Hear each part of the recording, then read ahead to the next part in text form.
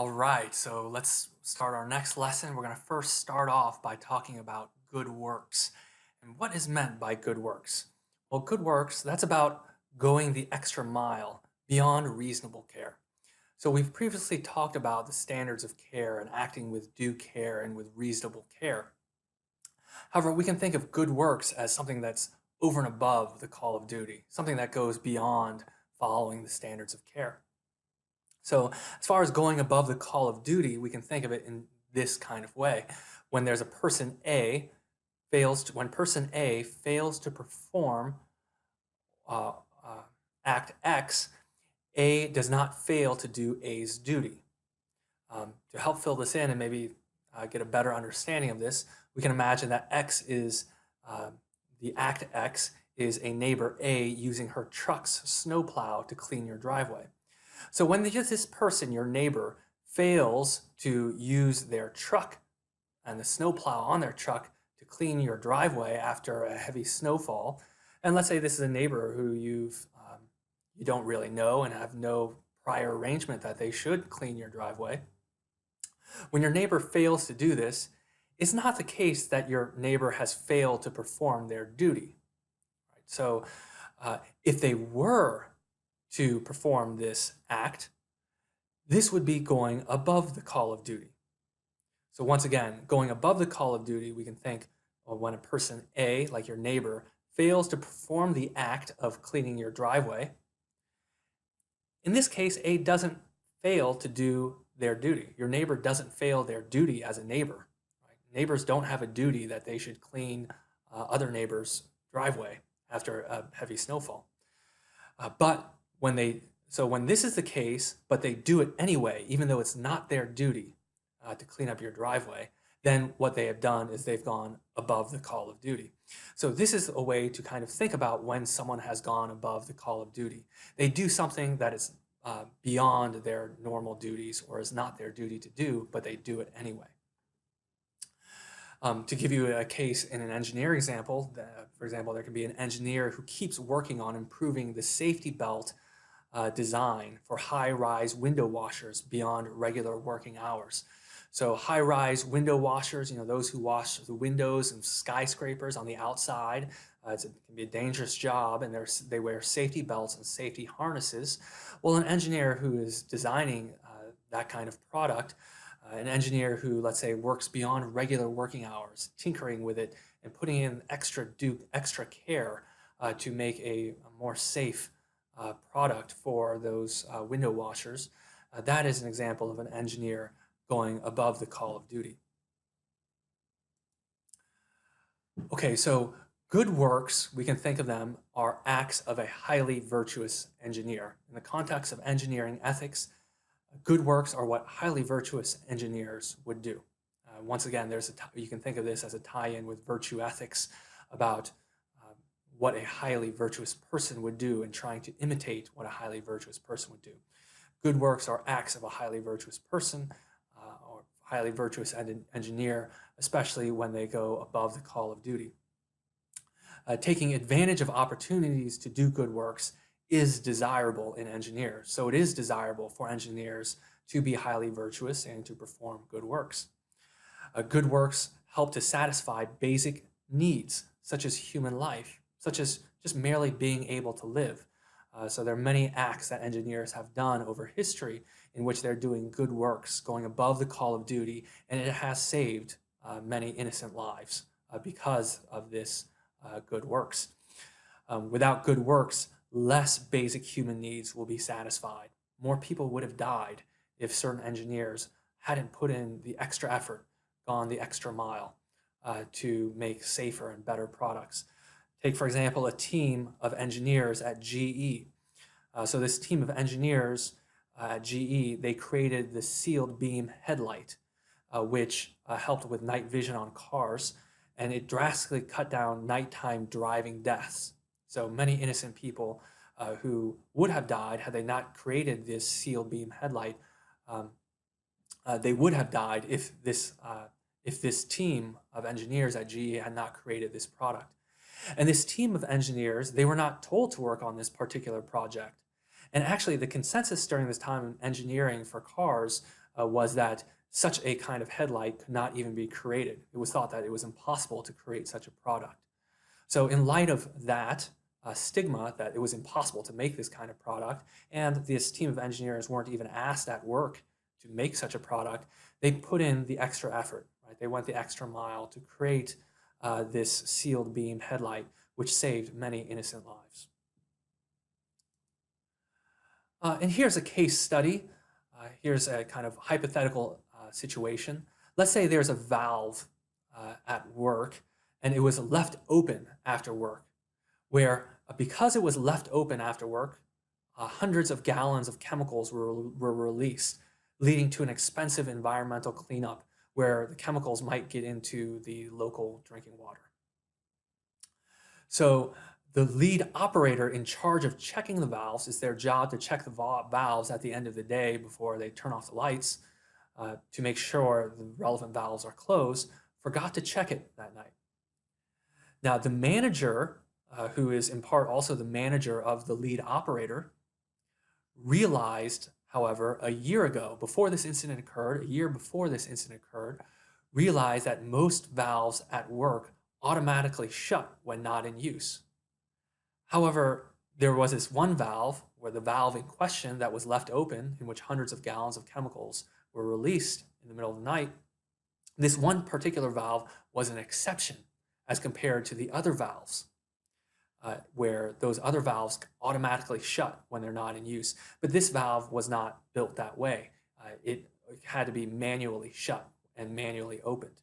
It didn't automatically shut itself when it wasn't in use. And this manager, let's say, brought it up to her supervisor, someone even higher up on the ladder, and said, you know, we have a bunch of valves that automatically close and that's safe, right? It leads to safety, a more safe working environment, more safe environment outside to prevent any kinds of leaking. However, we have this one valve that's an exception that doesn't have this kind of automatic shutting off mechanism. So maybe we should do something about it and make it such that this valve automatically closes when it's not in use. However, this supervisor of the manager said, well, if it ain't broke, don't fix it. So, you know, it's not broke, so let's not worry about it. And this manager, after her idea had been kind of rejected by her supervisor, wondered if she should maybe bring this up to someone higher up on the ladder than her supervisor, like let's say the president or a vice president, to recommend changing this valve such that it would have an automatic shutoff.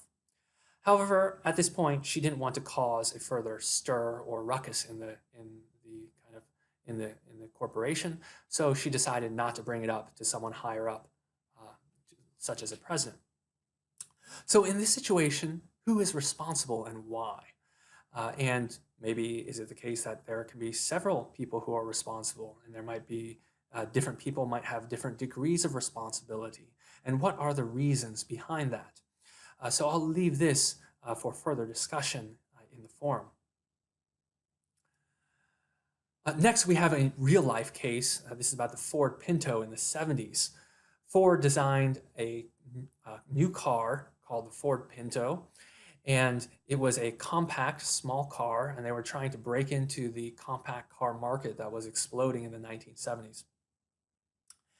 And when they designed and built the car met the safety standards of the day.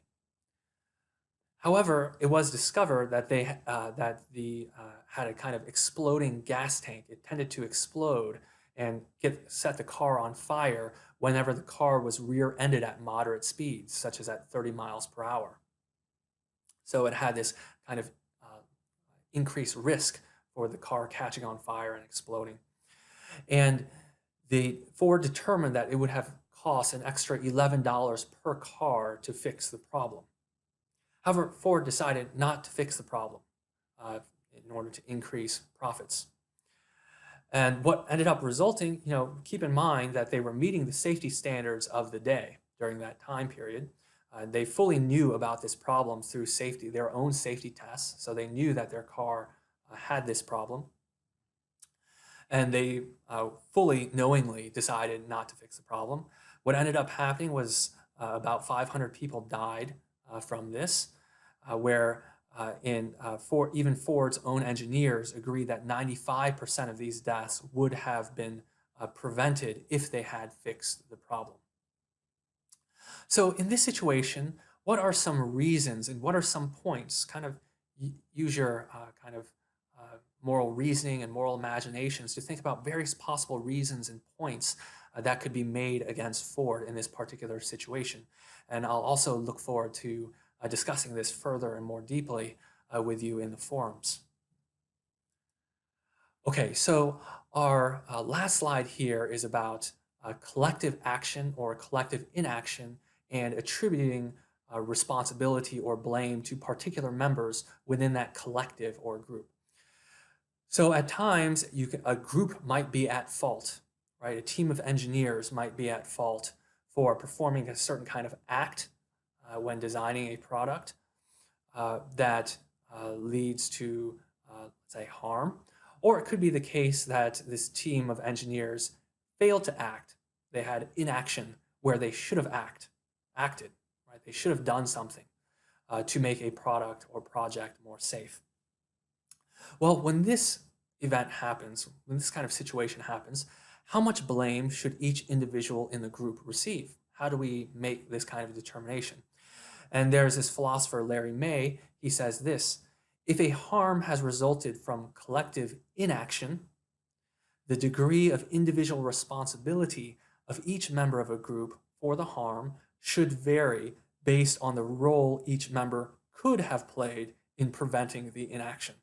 So in other words, what you do is when it's the case that a group is to blame because they failed to do certain actions that they should have taken, such as, for example, acts that would be follow under due care, then in those situations, we can look at each individual and see their role that they played and think, what could they have done, right? If they were, for example, exercising due care in preventing this kind of mishap in the product. So what could they have done? And of which they failed to do, and in that way we can then kind of highlight the mistakes for each individual in that group and assign blame and responsibility accordingly. And something similar applies also in regards to collective action. So if a harm has resulted from collective action, the degree of responsibility depends on the extent to which the member caused the action by some action reasonably avoidable on his or her part.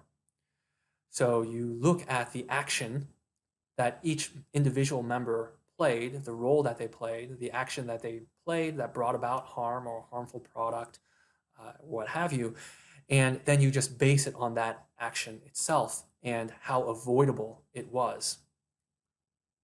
Taking that into consideration, that's what you need to take into consideration as far as examining how much blame should be attributed to each individual within a collective.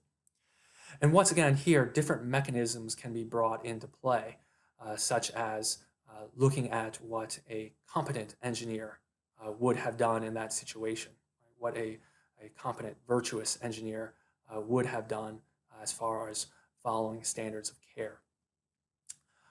All right, so with that, this ends this lesson, and I look forward to reading and discussing more with you in the forum various topics in this lesson.